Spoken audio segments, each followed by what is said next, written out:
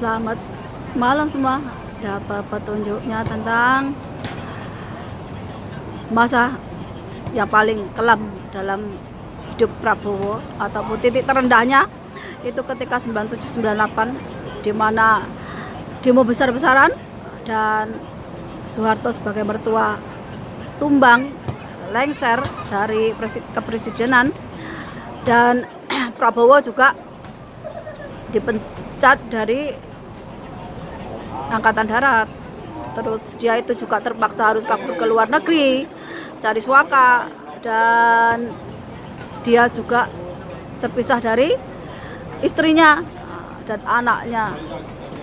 Tentu aja itu jadi terendah bagi seorang Prabowo, walaupun sekarang jadi presiden. Tapi trauma itu pasti ada. Setiap orang itu ketika mengalami sengsara atau lagi pas menderita, itulah titik terendahnya. Dan mungkin trauma itu kalau ada demo pasti ada rasa takut kehilangan keprabonnya, sama seperti bekas mertuanya dulu seperti Soeharto. Kalau ada demo lengser, takutnya seperti itu. Trauma itu pasti ada, tergantung dari beliaunya sendiri. Kalau dia mau belajar dari sejarah, dari Soeharto, dia tentu tahu apa yang harus dilakukan.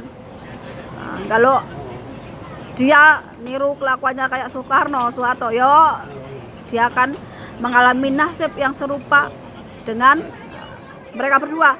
Karena apa? Karena tanah Jawa ini tanah yang malati. Malati itu artinya yo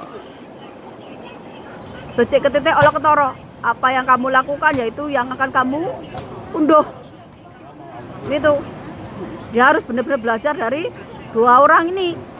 Soekarno itu dulu di masa-masa paceklik ataupun lagi merdeka, dia itu ya kawin terus. Jadi gaya hidup hedon. Para jenderalnya juga seperti itu.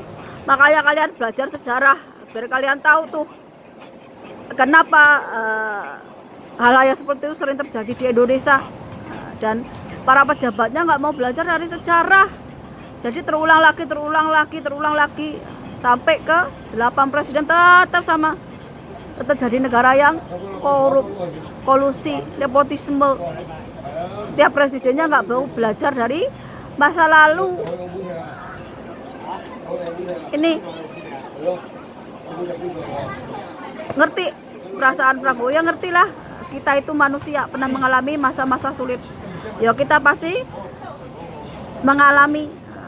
Tapi ya namanya takdir itu nggak bisa dihindari. Yang bisa mengubah itu kita. Nah, makanya kalau bisa ingin bikin Indonesia maju, ya jadi pemimpin yang bersih, yang lurus aja, gak usah neko-neko. Kalau niatnya baik seperti memberantas korupsi, kolusi, nepotisme, pasti Tuhan itu memberkati. Pasti alam ini akan menolong. Tapi kalau niatnya udah nggak baik, niatnya udah nggak bersih, udah melakukan hal-hal yang kotor, ya tentu aja Tuhan itu nggak memberkati, alam juga itu nggak bakalan mendukung ini. Jadi orang Jawa itu segala sesuatunya ada patokannya, nggak sembarangan. Makanya tanah Jawa itu wingit, ataupun tanah Jawa itu ya malati. Kalian boleh percaya atau enggak, tapi kalian itu bisa membuktikan. Dan lagi karena rakyat itu elemennya air sama tanah. Jadi kalau pemimpin itu yo paling enggak kita itu lebih spiritual, ataupun kita itu lebih mendekatkan diri sama Tuhan secara spiritual, agar kita itu jadi air, agar kita itu jadi udara. Nah, kalau rakyatnya lagi marah, lagi memberontak, lagi perang, ataupun lagi kayak di bagian timur itu sering rusuh, ya kita itu bisa jadi nenangin mereka. Omongan kita itu bisa meredam apa yang mereka lakukan.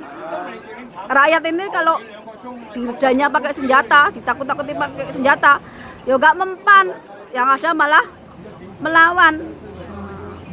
Ataupun kalau pakai udara, ya gimana sih rakyatnya itu biar hidupnya lebih baik lagi. Namanya kehidupan, namanya pemimpin itu kan kepanjangan dari Tuhan, namanya khalifah. Di punggungnya itu ada banyak nyawa, jutaan orang. Makanya gak semua orang itu bisa. Makanya orang yang baik, yang tulus itu pasti selalu diberkati Tuhan. Tapi kalau udah melenceng dari yang namanya baik, bener, ya udah berkat Tuhannya ya hilang, nggak didukung alam ya iya. Ini yang nggak disadari orang zaman sekarang. Makanya nenek moyang kita dulu kalau jadi pemimpin pasti bilangnya keturunan Bathara Wisnu, yang artinya apa? Dia menjaga alam, melestarikan alam, bukan malah merusak alam. Ini malah para pejabatnya berlomba merusak alam. Nah, terus anak cucu kita nanti dapat apa? Dapat tanah gersang, dapat gundul-gundul gunung-gunung yang udah digunduli itu. Ini yang kita perlu berpikir sampai 100.000 tahun yang akan datang untuk anak cucu kita, bukan orang lain, buat anak turunmu juga nih. Jadi kalau pengen mengendalikan rakyatmu, ya belajar jadi orang baik, belajar jadi orang jujur, belajar jadi orang yang benar, orang yang lurus. Biar apa? Biar jadi contoh yang baik, biar rakyatmu juga bisa dikendalikan. Jangan mengendalikan rakyatmu atau nakut-nakuti rakyatmu dengan senjata. Wah, nanti adanya malah pemberontakan demi pemberontakan. Karena apa? Karena rakyat itu elemennya tanah sama api. Tanah sama api itu melambangkan tubuh sama nafsu, ya belum bisa dikendalikan. Iya, kalau orang spiritual ataupun orang yang udah mengenali dirinya sendiri, udah mengenal jiwanya, ibaratnya dia masih udah bisa ngomong nih, tangan kamu jangan nyuri, jangan korupsi, jangan maling, nggak baik, merugikan orang lain. Itu kalau orang udah kenal dirinya sendiri, udah bisa mengendalikan tubuhnya. Ataupun jangan gonta-ganti pasangan, nanti kena penyakit yang mematikan, ataupun nanti malah dapatnya yang psikopat, malah mati di tangannya. Kayak begitu. Itu kalau kita udah bisa ngomongin diri sendiri, ataupun bisa ngomongin badan kita agar nggak melakukan hal yang nggak baik. Ini makanya kalau mau jadi pemimpin bisa mengendalikan rakyatnya, belajar lebih baik lagi, belajar jadi orang jujur, orang adil, orang bener. Biar apa?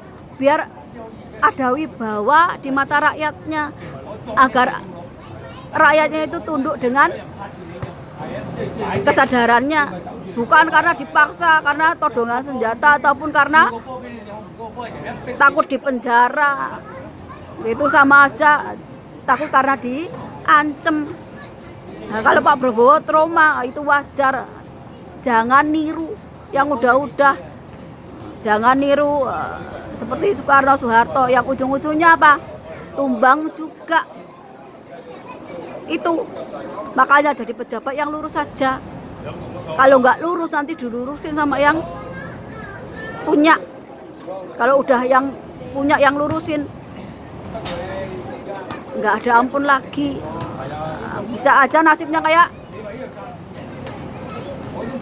Fir'aun, ataupun kaumnya Lut, ataupun kaumnya Nabi Nuh. Sebenarnya orang Jawa itu ngerti, kalau mau ada bencana gede-gedean itu ngerti. Makanya orang Jawa itu rata-rata sama alam lebih dekat. Kalau mau ada apa itu udah bisa merasakan lebih dulu.